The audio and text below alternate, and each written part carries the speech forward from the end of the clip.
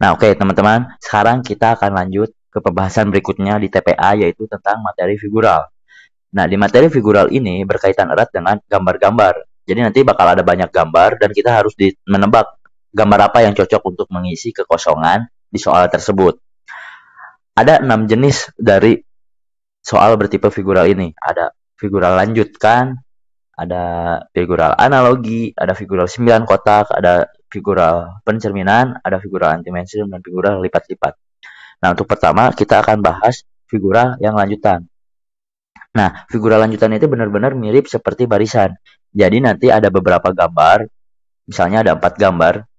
Nah, nanti kita disuruh untuk melengkapi gambar tersebut. Misalnya gambarnya awalnya titik ini, titiknya jadi membesar, terus membesar lagi. Nah, maka tanda tanya ini harus kita isi dengan gambar lingkaran yang semakin membesar.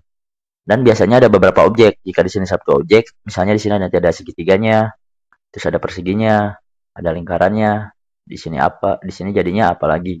Segitiga lagi. Seperti itu. Nah, untuk lebih jelasnya, kita lihat contoh soalnya seperti apa. Nah, ini adalah contoh soalnya. Jadi di sini ada 4 kotak. Dan kita disuruh untuk menebak gambar kotak selanjutnya itu apa sih sebenarnya. Kayak gitu. Mungkin teman-teman bisa mengerjakan terlebih dahulu. Nah, di pause saja. Oke, untuk mengerjakan soal seperti ini, sebenarnya kita harus memperhatikan tiap objek yang ada di kotak tersebut. Kebetulan di sini ada 2 objek. Satu berbentuk lingkaran dan dua berbentuk 2 garis. Nah, terus teman-teman harus bisa membayangkan ini sebenarnya pergerakannya seperti apa sih? Nah, jadi gambarnya itu bergerak seperti ini kan? Set, set. Nah, di sini emang agak pusing kalau kita melihat 2 gambar yang bergerak.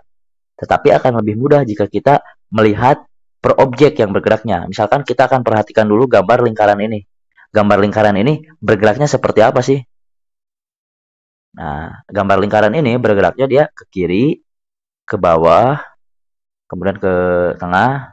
Nah, berarti selanjutnya kita bisa nebak dong bahwa gambar selanjutnya itu pasti dia ini berputar kan seperti ini nih. Dia berputar alurnya seperti ini.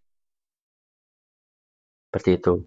Nah, berarti di gambar ini setelah di sini seharusnya gambar lingkarannya ada di sebelah sini. Kayak gitu. Nah, kemudian sekarang kita udah tahu ya gambar lingkarannya ada di pojok kanan bawah. Sekarang kita perhatikan objek kedua yaitu berupa dua garis lurus. Kita bayangkan gimana sih dia bergeraknya. Di dua garis lurus ini, pertama di bawah, terus ke pinggir kiri, terus dia ke atas, terus dia ke sini, ke atasnya lagi. Nah, berarti seharusnya dia bergeraknya gini. Rotasinya sekarang dia berotasi searah jarum jam. Berarti seharusnya di gambar selanjutnya si garis dua ini tuh ada di sebelah sini. Dan tadi lingkaran ada di sebelah sini ya. Nah, jadi setelah kita melihat pola-pola per objeknya, maka jawaban yang tepat untuk gambar selanjutnya adalah seperti ini. Gitu ya. Oke, begitu untuk cara menyelesaikan soal berjenis figura lanjutan. Kita cukup perhatikan per objek. Objeknya bergeraknya seperti apa. Nah, di sini kebetulan hanya 2 objek. Nanti ada lagi yang lebih banyak objeknya. Misalkan seperti contoh berikutnya. Nah, seperti ini. Dan ini menariknya adalah kita disuruh mencari pola yang di tengah. Jadi nggak di ujung ya. Jadi polanya nanti bisa aja ditanyain di soalnya di tengah seperti ini. Nah, ini akan sangat pusing juga jika kita melihat semua pergerakannya. Jika kita melihat pergerakan dari setiap gambarnya ini akan sangat pusing. Tapi kita bisa melihat di sini apa sih yang berubah? Ada berapa objek sih yang berubah? Nah, kita perhatikan lagi animasi ini. Pertama satu, dia pindah jadi di sini, dan ini juga jadi berubah warna, dan ini berubah bentuk. Dan yang lainnya tetap. Nah, berarti ada 3 objek yang berubah. Nah, kita tandain objek yang berubah itu yang ini, 1, terus yang ini, 2, terus yang ini, 3. Nah, jadi kita cukup memperhatikan 3 objek ini aja. Pertama, kita akan perhatikan objek yang nomor 1 misalnya. Nah, di sini objek nomor 1 itu dia melakukan apa perubahannya? Dia melakukan rotasi. Oke. Nah, jadi di sini dia melakukan rotasi searah jarum jam. Yang awalnya di sini, kemudian pindah ke sini, sini pindah ke sini, terus pindah ke sini. Terus di sini kita nggak tahu tanda tanya Tanda tanya nggak tahu. Dan kemudian dia pindah di sini. Berarti harusnya ada di sini dong.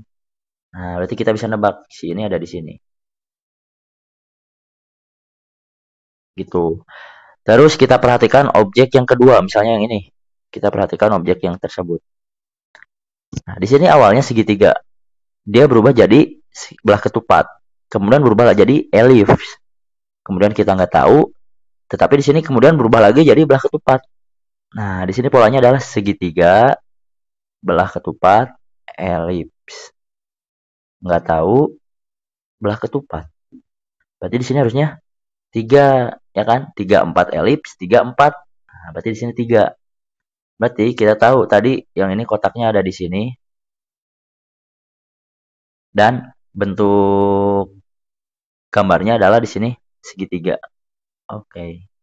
Tinggal satu objek lagi, yaitu objek ketiga yang ini. Nah, kita perhatikan gimana animasinya. Di sini apa yang terjadi? Di sini cuma terjadi perubahan warna aja sebenarnya.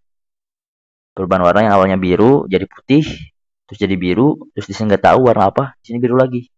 Bisa nebak dong, di sini harusnya warna apa? Ya, di sini harusnya warna putih. Kayak gitu ya. Jadi, bentuk gambarnya adalah seperti ini. Di sini tadi belah segitiga.